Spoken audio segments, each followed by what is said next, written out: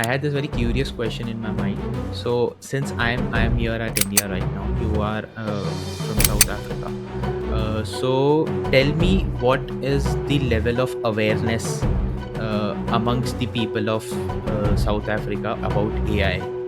I'd say the AI space is a very, very noisy place to be in because you've got so many contradicting signals coming from different places. Some people are saying it's going to take your jobs, you're going to die. AI is jump right in and then build the plane on the way down.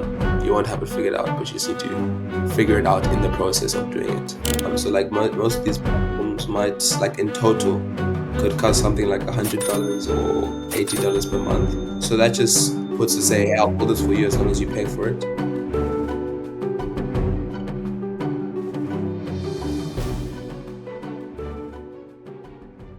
Today we have on the AIBROS Show, all the way from South Africa, the CEO and founder of NextOrbit AI with us, Namisi. I welcome you to the show, Namisi.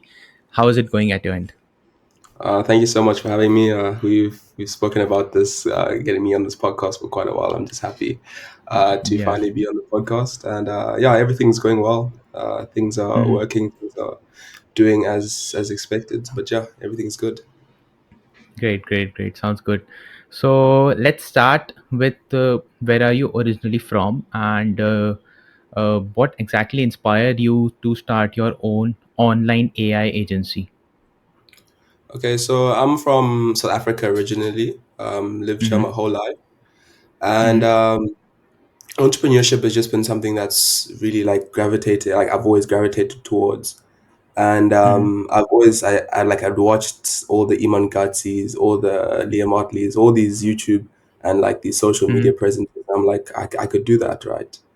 So Mm-hmm. without- yeah, I didn't have like much of the capital of like to start any of these things. And when I did, there was like some small ventures like selling uh, Mm-hmm. feed to other students.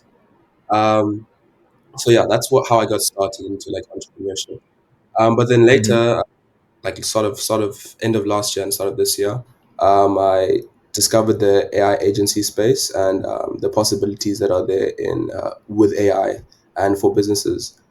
So yeah, that's where I am currently and why I started an AI agency. Mm-hmm. So you had something before you started your AI agency. As you mentioned that you were interested in entrepreneurship. So before AI agency, was there some kind of on other business which you were targeting?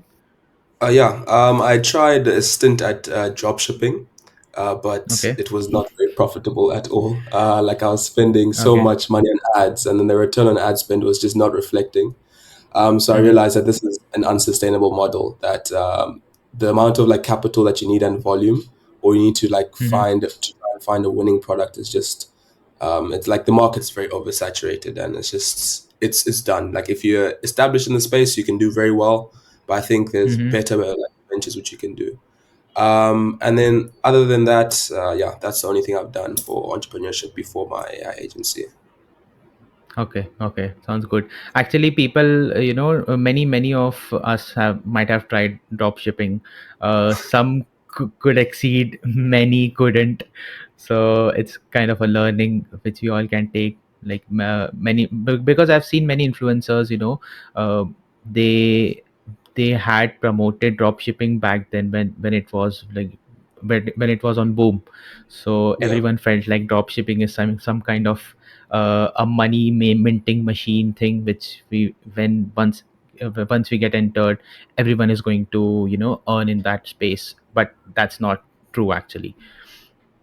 Yeah, I mean, on paper, it's like a very attractive business model. You don't have to buy Yeah. anything. People just come to your store and then you just Yeah. fulfill it using a third party. Like on paper, it sounds perfect, but in Hmm. reality, and we're living in reality, like it doesn't work like that. Hmm. And that's something I've just Yeah. learned in the business. Like you can watch all these videos on YouTube, see these people doing X, Y, Z, but until you're in that position doing it, it's a very different story. So yeah. Mm. Correct, correct, correct. So let's head towards your AI agency. Tell me, what exactly is Next Orbit AI, and what are you trying to achieve through Next Orbit, and what type of clients are you targeting right now? So NextOrbit AI is a AI agency that just helps businesses, small businesses, utilize Mm-hmm. AI in their operations. They can help Mm-hmm. with things like lead generation, marketing, and social media. I'm quite a general agency right now, so we help a wide range of people with just different challenges which they're Okay. facing. Mm-hmm. So yeah, uh, I do a lot of things for businesses and small businesses with AI. Yeah, Okay. So you're targeting marketing, social media, all those areas for yeah, small businesses using AI. So you're utilizing AI into these domains, and you're trying to help small businesses to grow and get some profits out of that. exactly that. Yeah. Okay, okay, got it. So, can you just walk me through the complete ecosystem of NextOrbit AI? Because I believe that you are the only one who is, operating or who is in charge of each and everything happening at NextOrbit AI. So, how all does how does all these things work right now? So yeah, like you said, it's just me currently. Mm-hmm, So I do the lead generation, I do the marketing, I do the sales calls, I do the development. Um, mm-hmm, so so yeah, I just until I get to a point where I can outsource my development and outsource other mm-hmm, things, so I can actually work like on the business and grow it. mm-hmm. That's where I'm currently at right now. Yeah. Okay. So, there must be some specific services that you might be giving to your customers. As you said, you are into social media and marketing as well. So, what are those packages that you provide to your customers out there? That's a very hard question, but I'll try and answer it because I don't have like specific packages for specific businesses. It's more like I try and understand your challenges and I Mm-hmm. pinpoint Mm-hmm. inefficiencies and what could be Mm-hmm. leveraged, what could be done better leveraging AI. But Mm-hmm. for like example, like what I've done in the past is I've created like chatbots that go into websites that create personalized itineraries for like a travel agency. So that's just a form of lead Mm-hmm. magnet. I've also Mm-hmm. created like AI agents for small business owners who are trying to do so many things, and they just like the admin time and tasks of the time to do admin tasks is just too great. So we can Mm-hmm. offload that to an AI system that can do things like send reminders, um, onboard new clients, and just general admin things which take a lot of time. And then also I can do things. I've created a system which creates automatically SEO optimized SEO Okay. optimized blogs for Mm-hmm. businesses. So that's just a form of like lead generation and organic traffic. And if you pair that with Mm-hmm. something like an automated LinkedIn or Instagram content calendar using AI, you can really grow your business using AI Mm-hmm. all and in the background while you're doing everything on the business and not working in the business. So that's what I really try and do is just enable these small business owners to really move the needle forward and do the tasks which get them to their goals instead of like the small menial things. Mm-hmm. So it is completely, the bootstrap. Nothing is scripted before you get into a sales call. You just get into a sales call. You understand the business needs, and then you operate accordingly. That's the game. Yeah, Okay. So, that's yeah. Tell me. I think down the line, I would probably like my vision for the agency is to find a productized and a niche like challenge, so I can make a product Mm-hmm. towards that. And just every single client is like a similar has a similar issue, so I can Mm-hmm. productize offer for them. So that just makes things a lot more efficient on the development side and just everything. So yeah, that's my goals for the business there. So right now, are you trying to target a specific niche in the AI development, or uh, are you planning to move with all those domains right now, what you were talking about? So are you trying to build some products in one specific niche?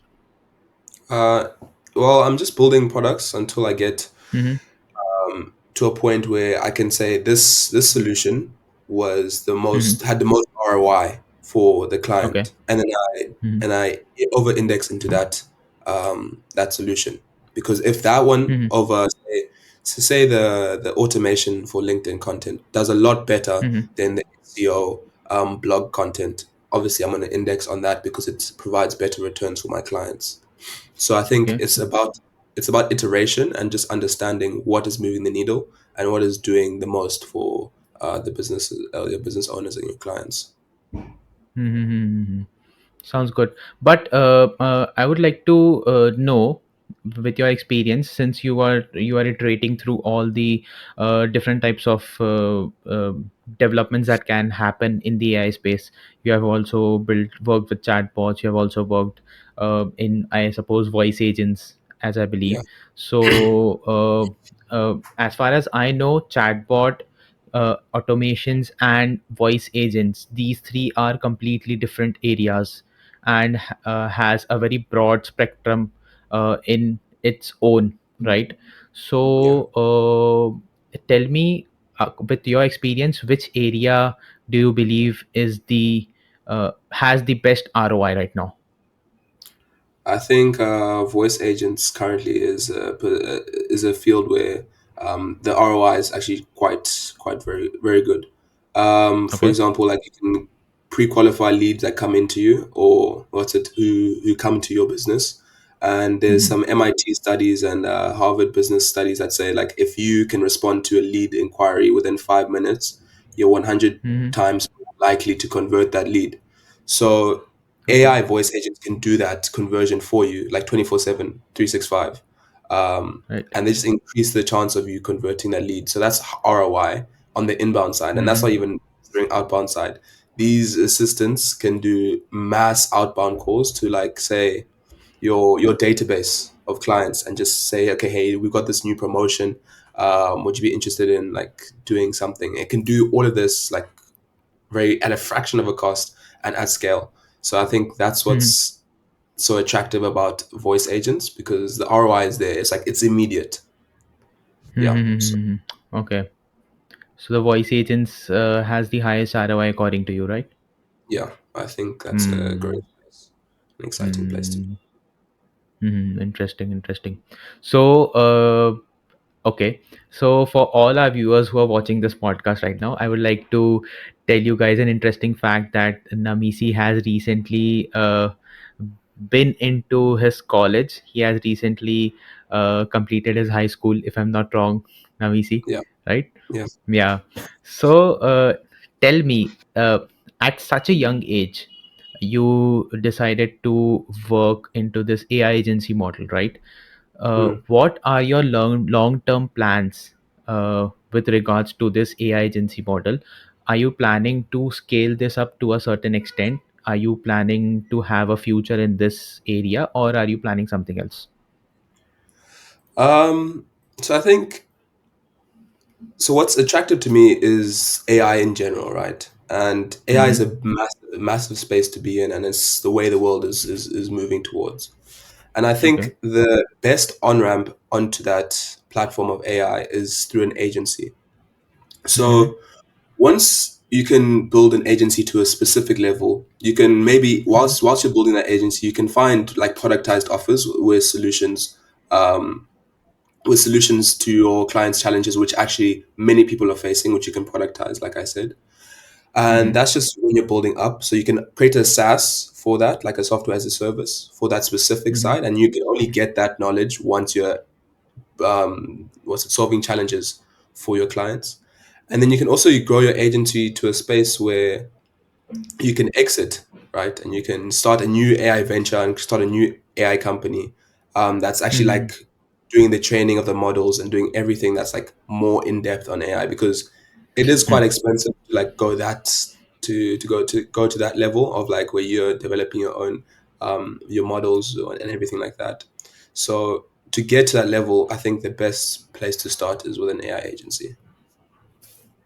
So this is this is going to be a long term plan to Yeah, grow your AI agency more and more possible. All right.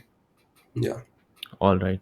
So, since this AI agency model thing has grown so wild on the internet that everyone is trying to start their own thing, right? Everyone is targeting b- uh, to build something out AI, and the easiest method they could see is starting their own AI agency, right? mm, Because all the resources, all the learnings that you need to start a basic level agency, that is already out on YouTube right now. So Yeah. tell me, what according to you should be the prerequisites for anyone who's trying to start an AI agency of its own? When you say like prerequisites, are you talking about like on the individual level or like monetary level? It can be anything, like the mandatory ones, which holds the highest stake. Okay, I think you need determination and you need like a strong conviction because this it's not easy. Like I said, you can watch all the videos, you can do all the tutorials, but once you actually get in the field and trying to do these things, it's a very different story. So you should be Mm-hmm. able to sit for 6 months, 5 months. It's not going to be instant. You need to be able to Mm-hmm. sit for that time to really understand what you're building, so that when you hop Mm-hmm. on to the discovery calls and these client demos, you know what you're talking about. You're not just talking or regurgitating the information which you got on YouTube. And the only way that you can speak from a level of experience is by doing. Um, that's going to take you time to get there, and Mm-hmm. also it's better for you to have the conviction, because the people who don't have the conviction, they would have left in 1 month in. So your Mm-hmm. that conviction is your edge, I think, in this industry, because it's not Mm-hmm. easy, and that conviction does play a good part in your success. Hmm. So you need to be consistent and you need to have that level of determination to, you know, grow your agency ahead, right? Mm, And what about and what about the monetary challenges? Because I am also trying to build my own agency. I'm also working into that space. You are yeah. also working into that space. We both know that there are some aspects where we are genuinely in need of funds. So how important fund management is according to you when you are an agency owner? Yeah, definitely, because to be a good agency owner, you need to utilize the Mm-hmm. softwares which allow you to do that. And Mm-hmm. to be in the space, you need to pay to play. That's what they say. Mm-hmm. So Yeah. understanding how to do things efficiently. So you can start with like a generous. I think you should build up a generous budget which you can utilize whilst you're busy exploring these solutions and trying to get clients in. You should already have a good base and a foundation which you can use to pay for your subscriptions and your monthly costs. But the thing about AI is the costs are not like extortionate. They're very reasonable, but the only way you Mhm, can get them to be reasonable is if you're building efficient solutions. Like for example, on Make.com, you can get a $10 subscription for 10,000 operations. mhm, And 10,000 operations is a lot. But if you're burning through those operations inefficiently, then you're going to be incurring costs that you have not factored into. hmm, So learning to build efficiently will help you in the long run, even when you're running on a lean budget. And then yeah, just having a good foundation before you hop in is very important, because you're going to be needing it to build out all these solutions. hmm. Sounds interesting. So, I want to know your first experience when you converted your first client. Like, how did that happen? Tell me the complete story. Where did you crack that client, and what was the service that you served, and how did you, uh, you know, s- Mm. how did you provide the services, and is it still recurring, or is the deal over? Tell me everything about it. So my first client was a warm connection of mine. Any advice which I'd Mhm, give to people getting into the industry is utilize your warm connections, because mhm, that's your these people already trust and know you, and 90% of sales is trust. So if they trust you, then mhm, you're going to convert them into a client. So mhm, I reached out to the client after I'd done some research and actually built out these systems and the demos. This was like my early days, and mhm, I was like, "Hey, I've seen that people are doing this. I'm currently building out these systems, and I think it could be of a real benefit to you if we can just trial Mhm. this out. Obviously, it's for free because how can you be charging for something that you've never built before? Mhm. And yeah, it just also adds a lot more pressure on you to build and deliver something. So it Mhm. was entirely for free, and it was essentially a travel chatbot, right?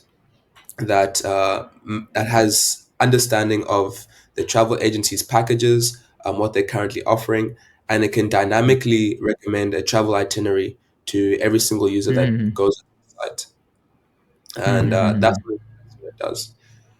But the only issue with that challenge, and this was my with that solution, was I Mhm. didn't tailor the solution to the specific challenges. And Mhm. and this challenge only became apparent like month after the chatbot has been built. So the Mhm. main challenge that they were facing was not the because this chatbot was to basically handle lead volume because it can Mhm. give lots of personalization and itineraries at scale, but Mhm. they're getting traffic to their website. So Mhm. when you mismatch your solution to your problem, then you're not going to have a good solution. So the traffic on the website was low, so no one was really using the chatbot. So the chatbot was not doing a lot of things.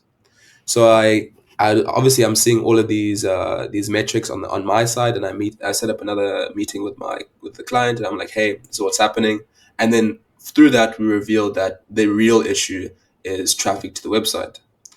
And Mhm. at this stage, I've developed more. I know more things of what AI can do.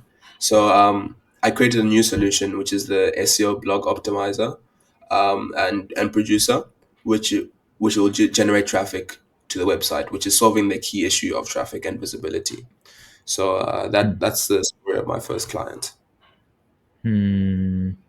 So is he or she still connected with you, or Yeah. okay, okay, nice.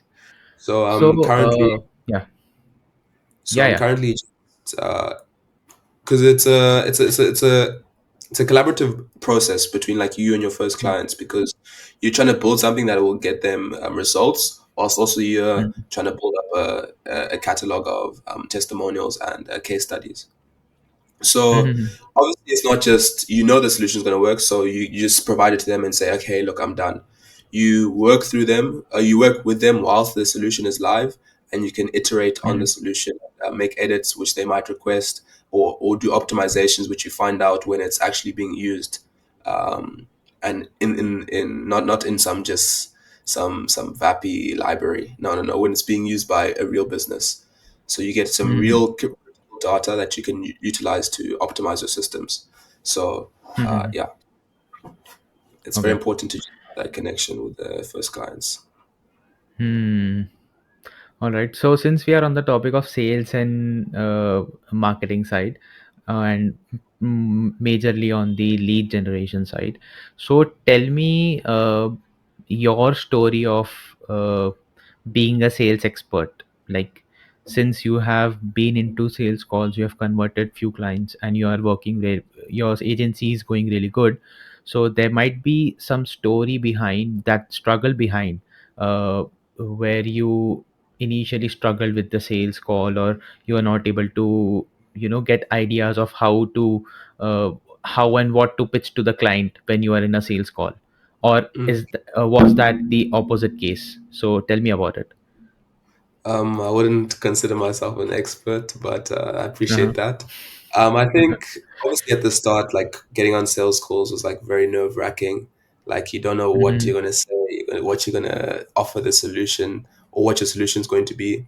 So Mhm. before you get to the sales call, do the discovery call, which is like a low commitment, exploring the challenges which are facing Mhm. the client prospect which you're on the call with. So Mhm. this is a low pressure environment for you to just understand what they're going through. And Mhm. then if you're confident in your knowledge of like what AI can do, you can obviously say, hey, look, I've from what you're saying, I've pinpointed where we can implement AI here. So, and Mhm. if not, you can go on the next call and be like, okay, from what we've said on the previous call, here's what I've analyzed that you can do. So there's that two approaches. If you're technically proficient, you can do it straight on that discovery call. But if not, you can Mhm. um, do another call. So after you've had this discovery call, what I like to do is agree to like build out a proof of concept or a demo, right? And if you build out a solution that actually like solves the issue and is very convenient to use, and it can the potential for a transformation between where they were and where they could be is present and it's visible, then the Mhm. solution sells itself almost in the follow-up call. So because you'll be demoing your solution, and they'll be like, wow, this is solving my specific challenge. So Mhm. then 90% closed. And I think that's very important, is just to build out their dream solution and pitch it, and then you can go from there. Then it becomes a bit easier. Yeah. Mhm. So you first go on a discovery call with them. You Yeah. understand the complete problem which they are facing, and you then think of a solution, and then you try to build a demo for them, uh, Mm, based on what you have understood in the discovery call, and then you pitch them with that demo. exactly. Okay, okay. Sounds good, because this actually increases your chances of converting that client into your customer. Yeah. So yeah, because if they like that prototype, or if they like that demo, they'll you have your I suppose 60 to 70% of your work done. All you Yeah. need to Exactly. do is, you need to make some changes up and down, and your solution is ready for the client. And also, that's something that's very important, is it makes the demo makes the what you've been speaking about like real and tangible. What people need to realize is AI is still a very new space, and most business owners don't even know exactly what it can do. So when you're Mhm. saying stuff like it can call clients, it can do this, do XYZ or XYZ, Mhm. you need to show Mhm. it to them first so they can actually like see what it's like, and then they Mhm. can then the buy-in comes in, because they've seen what it Mhm. does, what it's like, and that just does 60% of the selling, like you said. Hmm. Nice, nice. So I had this very curious question in my mind. So since I'm here at India right now, you are from South Africa. So tell me, what is the level of awareness amongst the people of South Africa, or at least amongst the people around you? Yeah. How people are aware about AI, and uh, how much they are adaptive to AI. I think AI is still a definitely growing place, or growing Mhm. industry in countries like ours. Mhm. Many people don't like, they understand, they've used ChatGPT and just like the simple um, processes, but not many people like know what it can do outside of just the chat interface of ChatGPT. But Mhm. I would say slowly and steadily it's growing. I'm seeing lots of different people in the industry from South Africa. I've connected with a few of Mhm. them, like in the AI industry, Mhm. and businesses are starting to be more receptive to what AI can do. And I think that's Mhm. just evident of like where the world is going. So with time, more Mhm. the knowledge of AI will spread throughout like countries like South Africa and India. And yeah, Mhm. I think it's growing, but it's getting there. So when you tell people about AI, all they know is the interface of ChatGPT, and they writing any question and they getting any answer. Yeah. Same, more or less the situation is in India as well. It's just the businesses, the mid-size and the enterprise level businesses, are much aware about AI and its benefits, so they are utilizing AI into their workflows and their operations. So have you ever tried to reach out to your local businesses for any AI powered solution in South Africa? No, not currently. I've just been working in my warm network. So based on Mhm. referrals, testimonials, I haven't done outreach yet. I think Mhm. outreach only becomes efficient, and you're getting a lot of return on your investment when you can leverage case studies and testimonials in your outreach, because it cuts through the noise, because anyone can send thousands of emails. It's very easy. Set up an instantly account these days, and you can send out thousands of emails in 2 seconds. Mhm. But Mhm. if you're just saying, "Hey, I build AI solutions for businesses. Hey, respond to this message if you're interested." You're gonna get zero responses. Your reply rate is gonna be next to nothing. But when you can Mhm. say, "Hey, I did this for this person. Here was the result. Um, are you interested in a demo?" Like that just cuts through the noise immediately. So Mhm. it positions you in a better place than the other 100 agency owners who are doing just some generic copy paste email to everyone and everyone. So I think that the outreach only becomes very important once you've had case studies. And yeah, Mhm. that's mentioned. Hmm.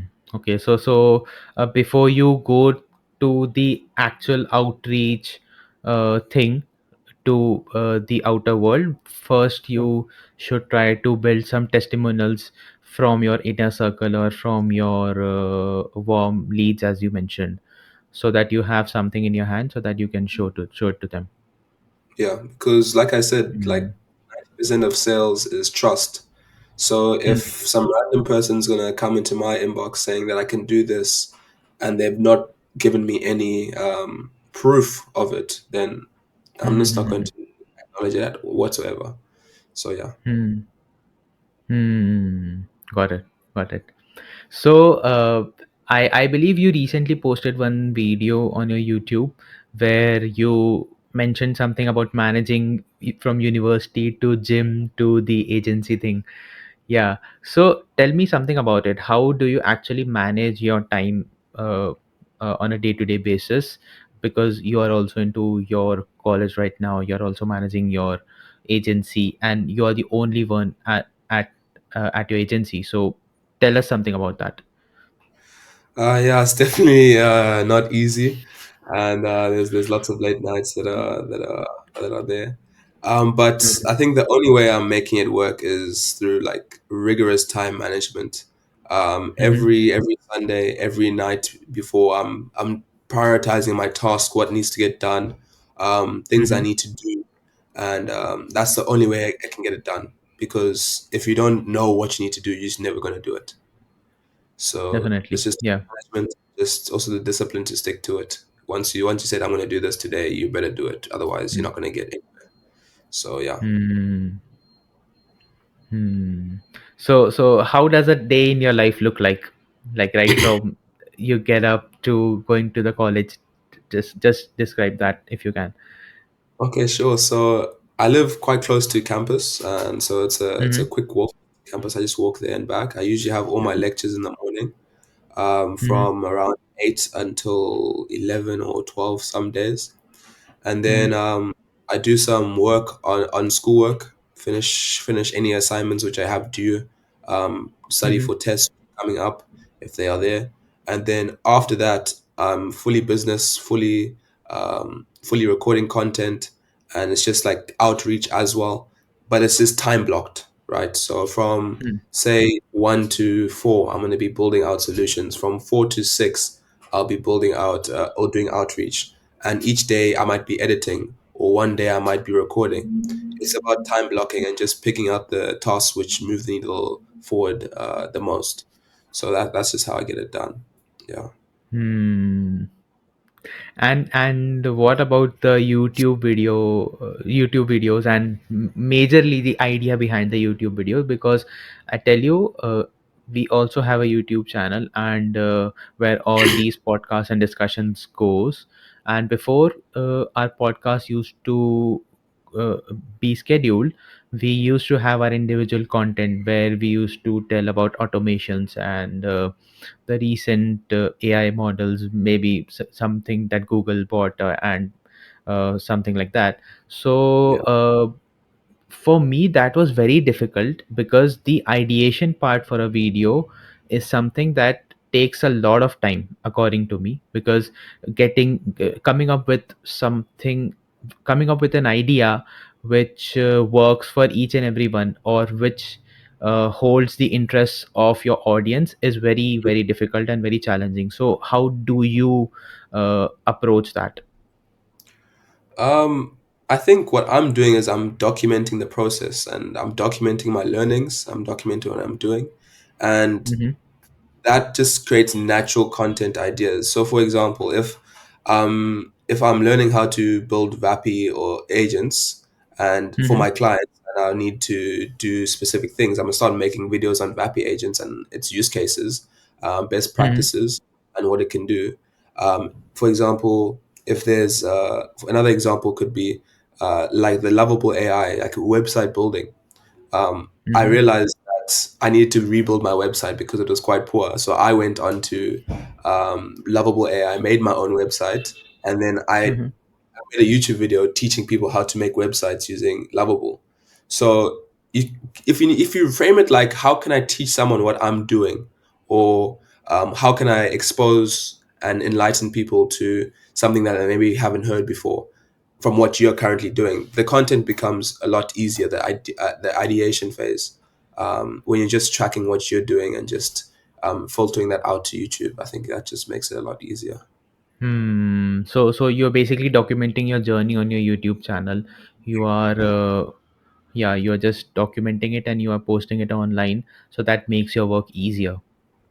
Yeah, Okay. and then I Okay. just obviously frame it in different ways for the audience. So, like for example, I Hmm. might frame it if I'm looking for leads from a restaurant industry. I can say how to make a CRM on Mm-hmm. Lovable AI for restaurants or something like that. It's about framing Mm-hmm. your audience.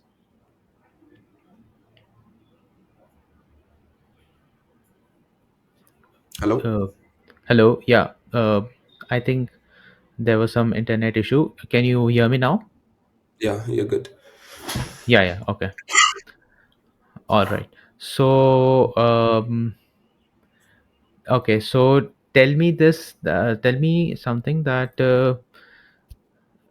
as a recent graduate without since sorry as a recent high school student without VC backing, how do you manage your expenses? Since we were talking a lot about um, someone who is owning an agency should be very careful about how he or she is spending, and because you have lots of things to take care of, you have to take care about the agency expenses. Apart from that, you have your own expenses as well. So how does that work? How are you managing your finances right now? So currently, I think the best thing about the AI agency space is the low Mm-hmm. overhead. So like Mm-hmm. most of these platforms might, like in total, could cost something Mm-hmm. like $100 or $80 per month. And Mm-hmm. when you're building out projects, what I'd recommend is that you build at cost. So you don't, at the start, you don't charge your clients for what you're building, but they Mm-hmm. pay for the subscriptions. So you don't add on top of the subscription costs. So that just Mm-hmm. puts to say, hey, I'll build this for you as long as you pay for it. That just puts Mm-hmm. that into perspective. But yeah, like I said, you should, before you like sit down and say, okay, I'm going to be starting an AI agency, you should have that base and a foundation where you can run 4 months into and still be able to pay for the softwares. And that's what I would Mm-hmm. recommend. Hmm. What was your foundation when you started? So I had been investing in like the stocks since I was like 15. Like I said, I was always interested into Oh, okay. entrepreneurship. So I've always had that Mm-hmm. base foundation which I can leverage if the opportunity presented itself.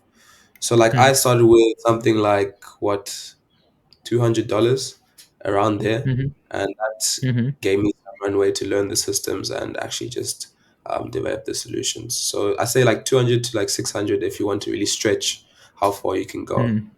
before you actually Mm-hmm. bring in money. Then you can just pay for all of these with what you're bringing in. So yeah, Hmm. Okay, so you already had that knowledge of investing, and you were involved into stock market. So from there, you got your foundation, and then you invested that money into AI agency. yes. Okay. Okay. So so there are many youngsters or many people who are actually struggling uh, to struggling with their finances, or they are struggling to manage their lifestyle throughout. Let's take it to lifestyle. uh, let's keep finances aside. Let's take the lifestyle thing first. Many individuals or many youngsters out there are struggling to manage many things out there in their life. And Mm. you being at such a young age, you are managing agency as well as college as well as content creation, etc. So guide those youngsters out there who are watching this podcast, how they can manage their complete timeline so that they can be productive throughout their day. I think it really just does come down to what do you really want, right? And Mm-hmm. just your conviction and your determination, right? Mm-hmm. So if you say that you really want to start an AI agency and you want to grow this business and Mm-hmm. you want to do all these other things, you really need to sit down and be like, can I do this, like realistically speaking? And do I have the passion for it? Do I have the dedication to sit for like a few months, like I said, without doing anything? Mm-hmm. Uh, that's just very important to have that conviction. Like I said, I think it all boils down to conviction. Like how badly do you want what you're doing to succeed? Because if you want it bad enough, you'll do anything to make it happen. And yeah, I think maybe I can elaborate a bit more on that. But yeah, Mm-hmm. So the conviction that you hold um, inside you is very important for anything that you're doing. So that anything. Yeah, anything.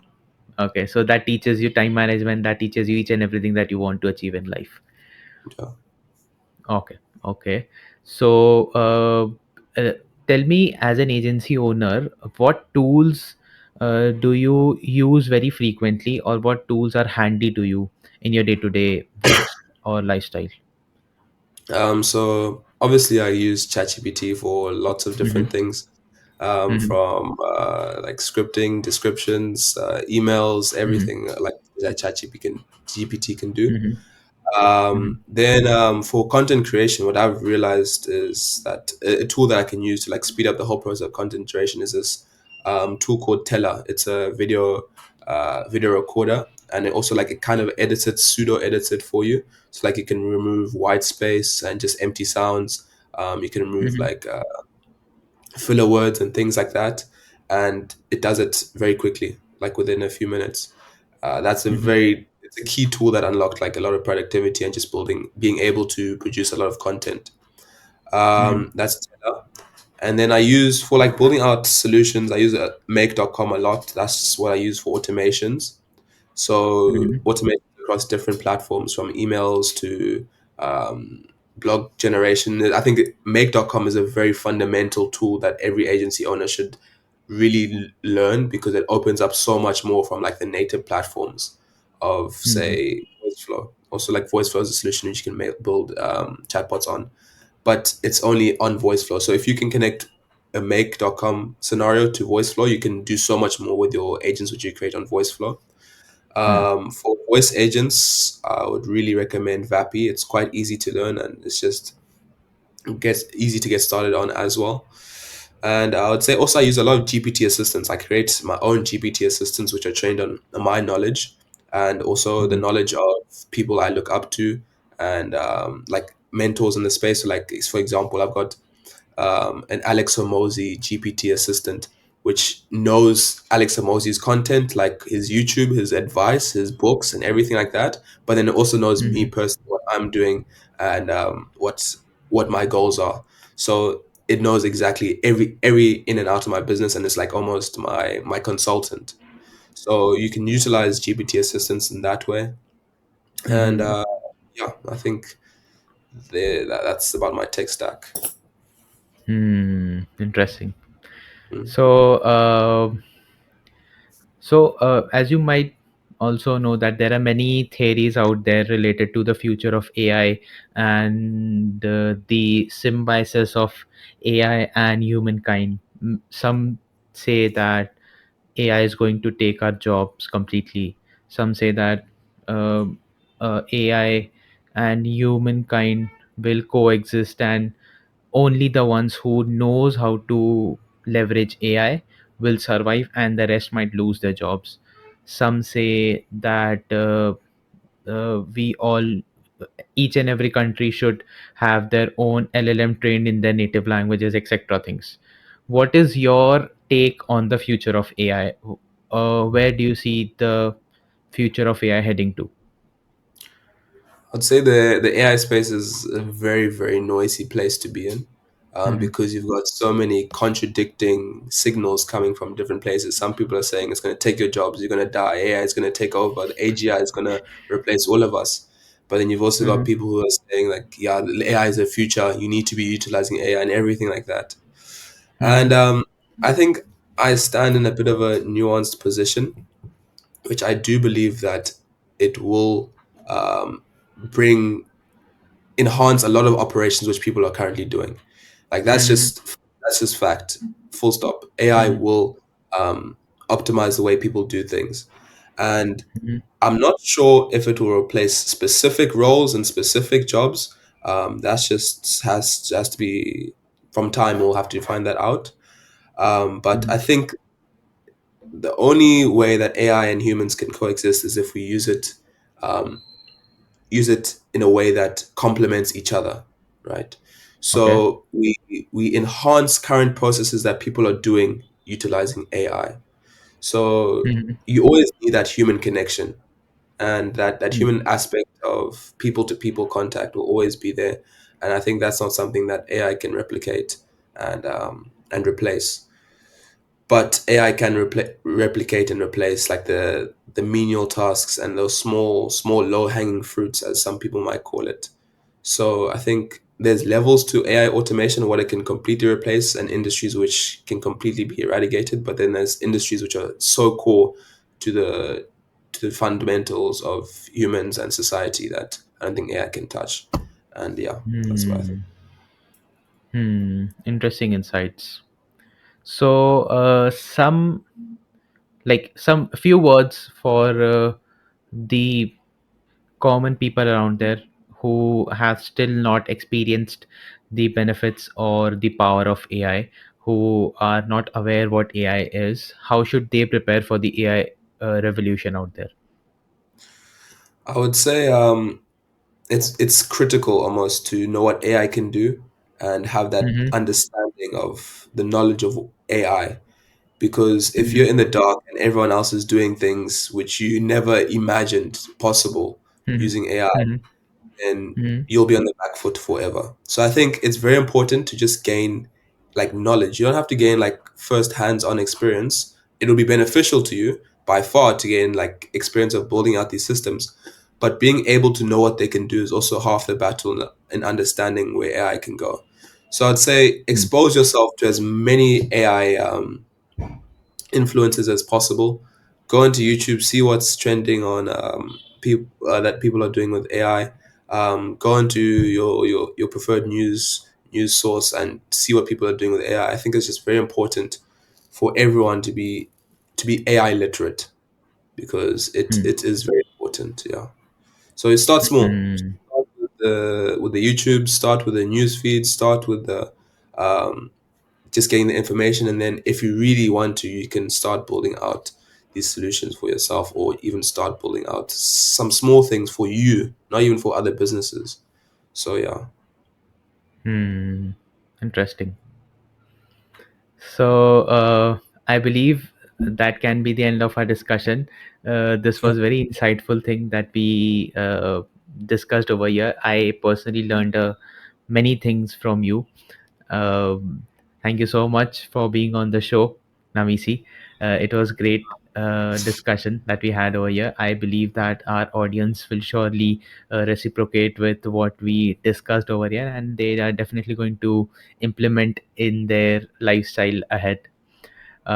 Few words before we conclude. Few words, if you could tell to our audience. Yeah, I think just take it one day at a time. You Hmm. might not have it all figured out, but I don't have it figured out. I don't think anyone does. And I think just the key switch that you should really make in anything that you're doing is just jump right in and then build the plane on the way down. You won't have it figured out, but you just need to figure it out in the process of doing it. So yeah, that's my Great. 2 cents. Hmm. Great, great, great. Thank you so much, Namisi, for being on the AI Bros show. And I hope we will see you. Thank you for having me. Yeah. And I hope we will surely see you in our future videos or future conferences that we'll be having. Of course, yeah. Yeah. Yeah. Thanks a lot. Thank you.